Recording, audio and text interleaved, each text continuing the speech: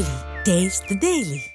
சென்னை அடுத்த தாம்பரம் சண்முகம் சாலையில் பொங்கல் திருநாளுக்கான விற்பனை களை கட்டியுள்ள நிலையில் பொதுமக்களால் நிரம்பி வழியும் பகுதியில் வாகனங்களும் செல்ல அனுமதிக்கப்பட்டதால் கூட்ட நெரிசல் ஏற்பட்டது.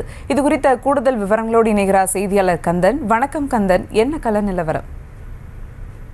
வணக்கம். நாளை தைப்பொங்கல் கொண்டாடப்படும் நிலையில் தற்போது தாம்பரம் சண்முக சாலை மார்க்கெட்டில் கூட்ட நெரிசல் அதிகமாக காணப்பட்டு வருகிறது.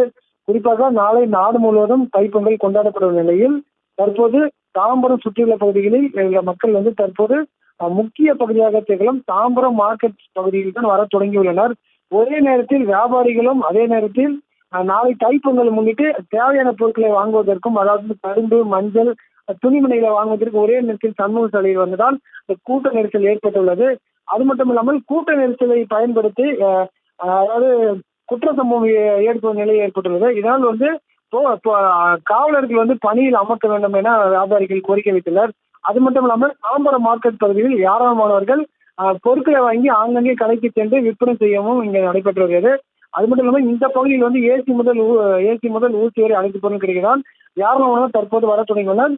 பாதுகாப்பு பணியில் போலீசார் அதிகமாக அமர்த்த வேண்டும் என ஒரு கோரிக்கை விடுத்துள்ளனர்.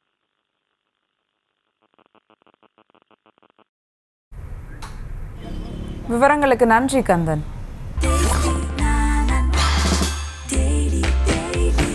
Taste the Daily.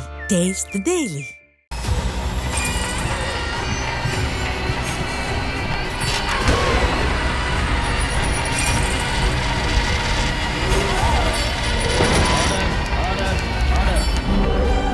நிகழ்தகவு குற்றங்களின் மறுபரிமாணம்.